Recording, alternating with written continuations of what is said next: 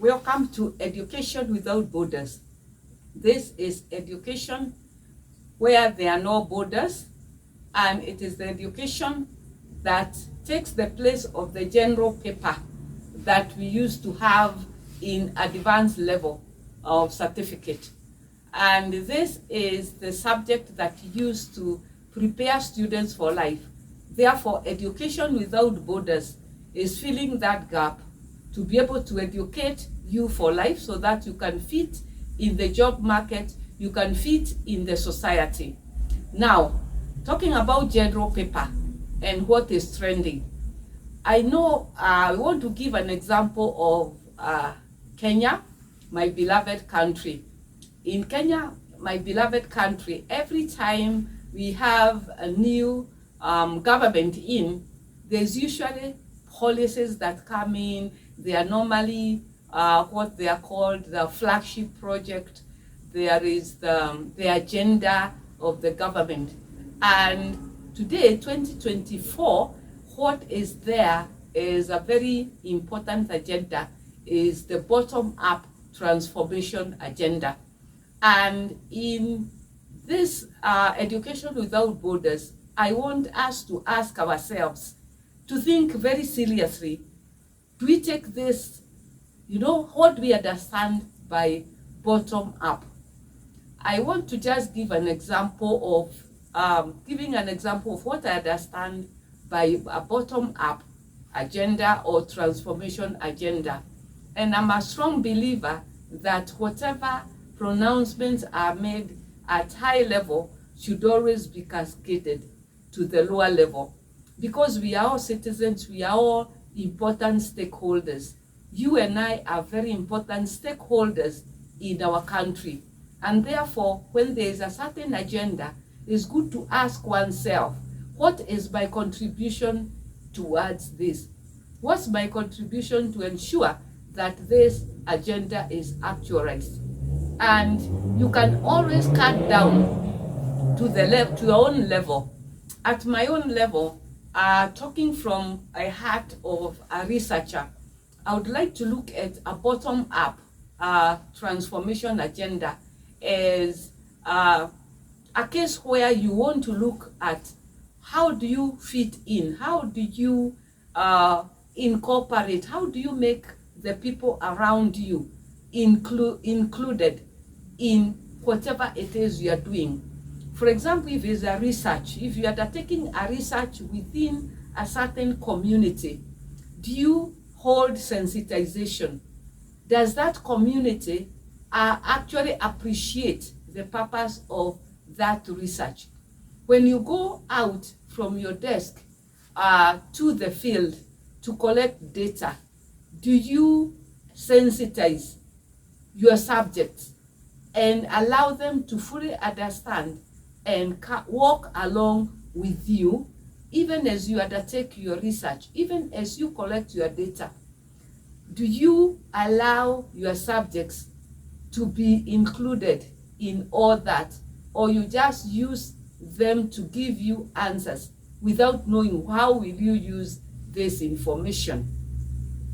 For me, from where I sit, the bottom-up transformation agenda means that while undertaking research, my research, I should consider the subjects.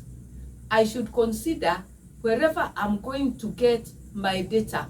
Is it in the rural areas, among the farmers? Does that farmer, is that common farmer appreciative of how that data is going to be used and how it's going to transform their lives?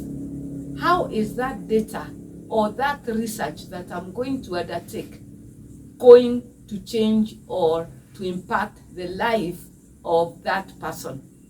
It is very important to make that person understand. And to me, this is a very good example of exercising the bottom-up transformation agenda. Because when you impact knowledge, and most of those people that sometimes we consider as very down there, not necessarily at our level, they have a lot of knowledge. There's a lot of knowledge down there that can be shared. And therefore, that's a very good example for me of bottom up. I want to give another example of research whereby you are undertaking a research that is based on a landfill. A landfill is a place where you take your, your garbage or solid waste. Their solid waste is disposed and managed by the municipality or the county government. I want to give an example of the landfill in Nairobi City, Nairobi in Kenya. One of the oldest and the largest landfills is in a place called Dadora, which is about 10 or so kilometers outside in the eastern part of the Central Business District. And it is on 30 acres, it's 30 acres wide. And we have communities who actually make a living from there by recycling the material that other people call waste. There are also people who are employed, middlemen, who are employed to select anything that can be retrieved for recycling. And this is an industry. When we talk about industry, this is a very important industry. It supports thousands and thousands of families. People wake up in the morning, they go to make a living through looking for anything to recycle, and indeed that is work. They are very respectful people. We may call that an example of a bottom up. So now as you go to do a research within an area like that, it's very important to have that community, that industry to be included, to understand what does this research mean for me. Is it even worth me wasting my half an hour to answer your questionnaire? What is there for me? It's very important as you undertake the research to make sure that you carry your subjects along. I would even call this a bottom-up academia industry collaboration. We hear a lot about that term. Industry academia collaboration. But we always imagine it is a very high level. But in this bottom-up, I want to introduce the concept of a bottom-up industry academia collaboration, and the case study is a research on a garbage or a landfill in Nairobi, Kenya. And I want to refer you to the videos that follow. Thank you for watching. This is Education Without Borders, where we want to demonstrate an example, a real-life example of bottom-up academia industry collaboration. Thank you for watching. Keep watching, and we shall be back to engage more along this journey of bottom-up transformation agenda with case studies of academia industry collaborations. Hii sasa bado ni hiyo but 5. Sasa uangalia kwa kitabu lakini 5.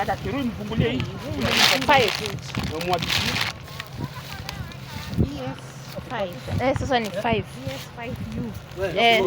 Msomee nani? Mita. Straighten. Ienda straight. Ni ngapi? 0.5. Iko at 0.5. Toa ya juu sukume, toa ya juu sukume Kirui. Toa juu sukume. Alafu pima temperature. Sukumia pande ya chini, mpatie temperature na umwagishie imezima. Ndio kuhakisha. Hakikisha na isome. Iko on. Sasa hiyo ni temperature tu ya atmosphere. Iko on. Sawa, pima. Iko 30.9. 30.9. Sawa. Shika hiki kwanza. Shika wewe. Usirudishe funga. Leta za masambo hizo makarazeni. Sample bags. Nani mwingine pia? Beba hizo mabati, chunga mabati tukata. Beba hapa. Ile ilikuwa inasukuma ama ni kuwakishwa? Na imeguruma. Haijajitoa bado ama utavuta? Hapo. Imagine. Weka, siweke. Hiyo ndo sample. Si zote za kupima, hakuna kuchagua takataka. Ili kujika mkuu. Hiyo imetosha. Au tuongeze? Okay, peana. Sample 1. Tutoke kwanza. Tutoke achimbe tena. Simba tena mboro. Simba tena kidogo tena. Nirudi kwa niko.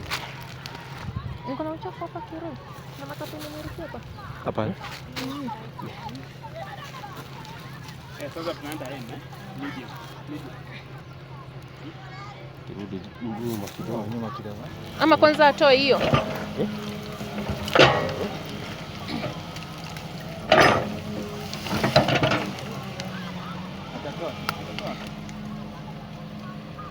Ruda hapa tu.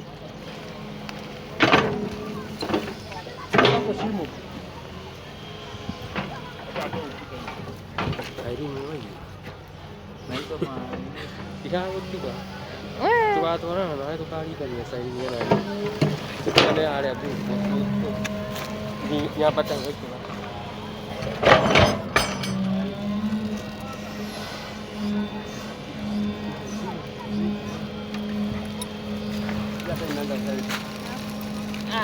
Ona venye natoa moshi.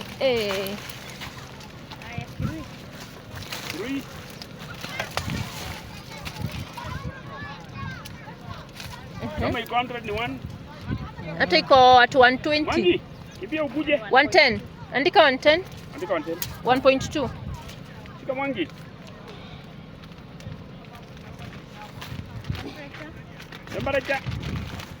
Temperature hata sioni. Songa kanyanga hapa. Naogopa. Kanyanga hizi na wali. 28.8. Iko 28.8. Ngapi? Imefika 30.4. Ama 30.9. 30.9. 30.9. 30.9. Sampo Mwangi. Zambo.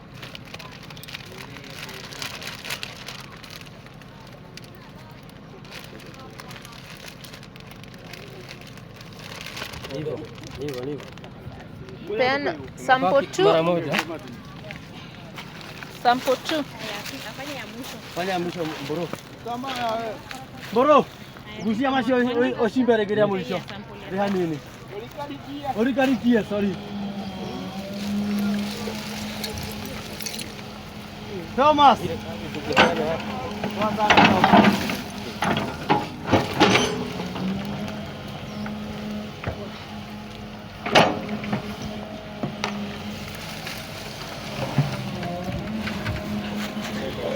Utapita na Orikarikia.